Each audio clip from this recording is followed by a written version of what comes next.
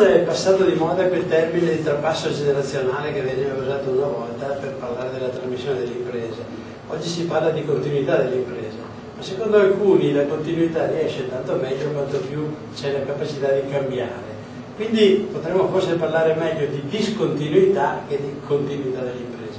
Per lei che è un continuatore d'azienda, questo vale? Come si rapporta lei con suo padre che l'ha piantata, che l'ha fondata? Direi che vale. La nostra azienda parte proprio come un laboratorio artigiano, gestito da una classica persona fondata sui valori veneti, sono io il proprietario, mando avanti l'azienda come voglio io, e siccome ho bisogno anch'io di avere un po' il controllo della situazione, mi rendo conto di come sia necessario attuare un cambiamento in termini di strumenti, di metodi, di processi, per far sì che l'azienda sia comprensibile anche a noi.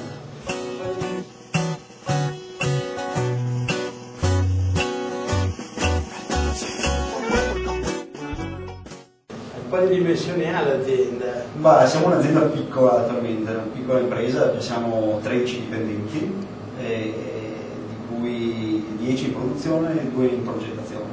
E cosa sta portando come innovazione, come giovane continuatore in azienda? Ultimamente ho, se posso dire, l'ultimo gadget praticamente prodotto, noi ci occupiamo di lavorazioni meccaniche, no? Facciamo stampi per materie plastiche e siamo inseriti nel distretto dell'Alto Vicentino, a Marostica.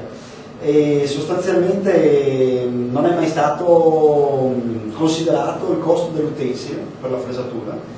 Quindi attualmente mi sono personalmente occupato di sviluppare, implementare e installare un software per la gestione del magazzino degli utensili, nonché per la gestione delle lavorazioni.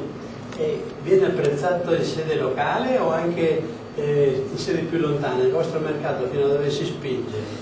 Noi lavoriamo principalmente storicamente abbiamo sempre lavorato con questa zona che generava l'indotto. E adesso per via di sviluppi di cui sappiamo tutti del mercato, ultimamente ci stiamo muovendo anche al di fuori della nostra regione, specialmente verso la Germania e paesi del genere, nell'ambito, insomma, nell'area. Lei ci ha detto che avete solo 13 dipendenti, qualcuno potrebbe pensare che siete una piccola azienda. Però, io per primo. Però noi affermiamo che c'è una differenza tra essere una grossa azienda, cioè di grosse dimensioni, e essere invece un'azienda grande, nel senso che è una grande, perché riesce a essere competitiva e si muove anche in modo più lontano. Sì, non esageriamo adesso. La prospettiva che tu hai questa. Però questa è la prospettiva, sicuramente per farlo, per diventare quindi grande impresa, bisognerà avere tutti gli strumenti del caso, nel senso, se devo essere io il continuatore devo avere gli strumenti che mi sono necessari per sviluppare quello che poi diventerà il mio sogno, magari all'inizio era il sogno di mio padre, veramente il sogno cambia. Io ho una curiosità legata al progetto di Residui di Lunga Vita, cosa vi sta portando la consulenza e il supporto esterno in termini un po' anche di supporto, di contributo, di vantaggi? Sicuramente siamo ancora in una fase iniziale in cui abbiamo fatto le prime interviste, però già da questa prima fase il progetto ha aperto il dibattito, nel senso ha dato già il fatto che ci fosse l'idea di sviluppare un progetto posso anche chiamarlo passaggio generazionale oltre che continuità di impresa, ha aperto la discussione in famiglia, già questo è un primo risultato. Questo è legato al famoso tema della consapevolezza.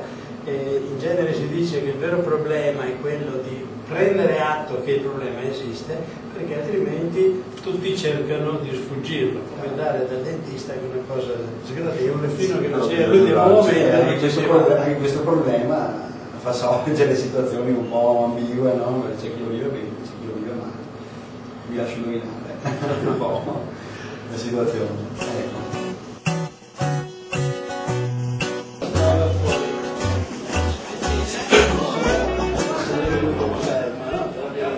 Degli imprenditori con esperienza che poi sempre confermano. Uno che è illuso di controllare e basta, è come un vagone letto svizzero fermo sul binario morto.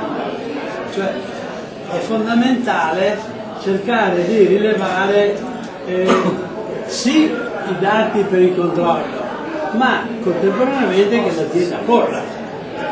Vuol dire che a quel punto è meglio un vagone bestiame ma che corre.